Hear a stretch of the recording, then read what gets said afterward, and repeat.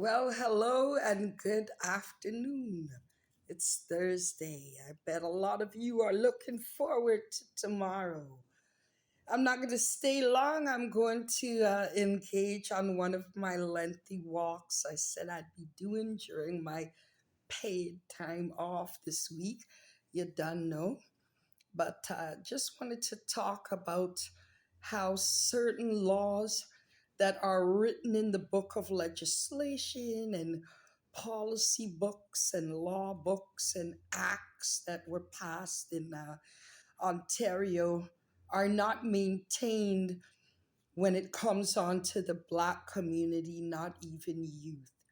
Now, many of us here in Toronto by now have heard about the 16-year-old Black youth that was unalived by the Metropolitan Toronto Police on a Sunday night in the Bathurst area of North York.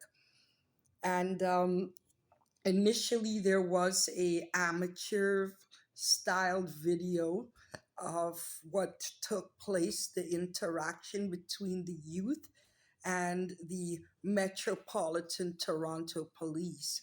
So the original footage that was aired on social media platforms were all removed, uh, ordered by the Metropolitan Toronto Police. However, what they did, they put a cleaner, more clear copy of what transpired out on public platform. Instagram is where you could find this their body cam footage. The first footage, the amateur footage, was a little, glossy and not clear. However, our friendly Metropolitan Toronto Police made sure that they put out a copy that was very clear and visible. You could see they went through great lengths to ensure that the details of what transpired between the youth and law enforcement was clear cut. So many comments on that video that they even said case closed. Right. What I want to say is this: one can say what was a 16-year-old Black youth doing out at that time of the night. He lived in the Parma Court area in Scarborough. What was he doing in the all the way in North York with a weapon at his disposal? But does all that constitute for law enforcement to be in a clear violation of the law? I wrote this down because I'm not good at remembering such long passages. So, what I want to share with you is a piece of the Ontario Child, Youth, and Family Act here in Ontario. So it's not a bill, it's actually an act, ACT. And part of the act, if you look it up online, says that individuals, there's a publication ban of information, okay, identifying a child or a youth. So someone is no longer a child when they're 18. This deceased Black individual was 2 years under the age of majority. And I'll read it again. A part of the Child, Youth, and Family Act is that there is a publication ban of information IDing a child or a youth, someone who is under the age of 18. So that part, his face was not obscured from the public. Therefore, the publication ban of IDing a child or a youth was not exercised. And this is by the Metropolitan Toronto Police Services. Because the minute before he was unalive, we can all see his face clearly in the video. So that's the law component of showing a youth being unalived.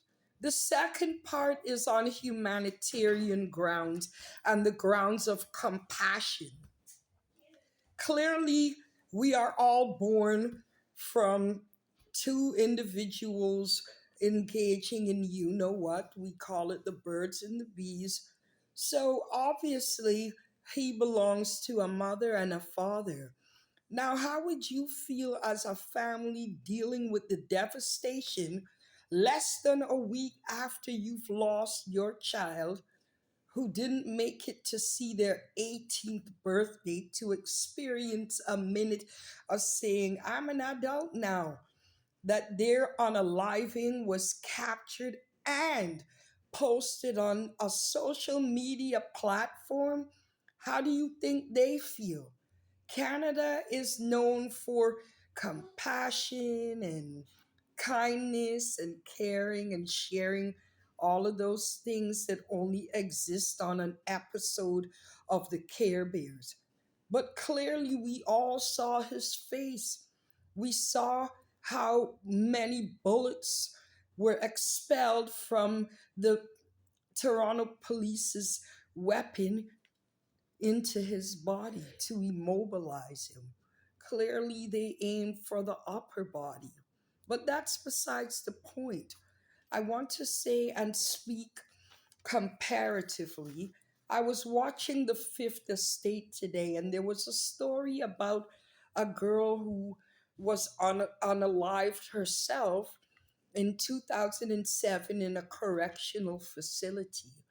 Throughout the whole Fifth Estate documentary about her unaliving in a correctional facility, her face was obscured, the guards' faces were obscured, and she was 19, an adult. There is no publication ban on anyone 18 and over. Yet her dignity and respect was maintained. Why not?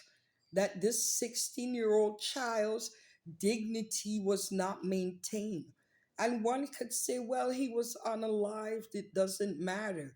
It does matter. Before the Metropolitan Toronto Police squeezed the trigger, he was alive. And we all saw that on this video.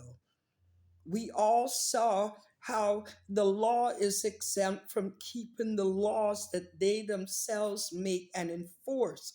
However, law enforcement seems to be exempt from respecting and maintaining the law only when it's someone of color, the race, a group from the racialized groups. I'm just going to say it outright. When it comes on to Black people, our dignity and respect is never satisfied. And as for humanitarian grounds, when it comes on to the Black community, we are nowhere near those grounds in the eyes of the system. And that is why systemic racism and the devaluation of Black people perpetuates. And of course, our community is silent. We're only vocal on comments saying all kinds of mean things without considering how that mother must feel today. Sunday, Monday, Tuesday, 4 days. 4 days. Anyway, I just wanted to compare how non racialized persons' dignity and worth and value is respected. There is a video which Ashley Smith's parents authorized to go public. A judge ordered it that they can share that video publicly, and the Fifth Estate, they refused to show that video, although a judge said it was okay. Yet the Toronto police, they felt it was okay to show the world how another Black youth at the age of 16 was unalived on camera, clear as day. Think about it, you done know. Have a nice day out there.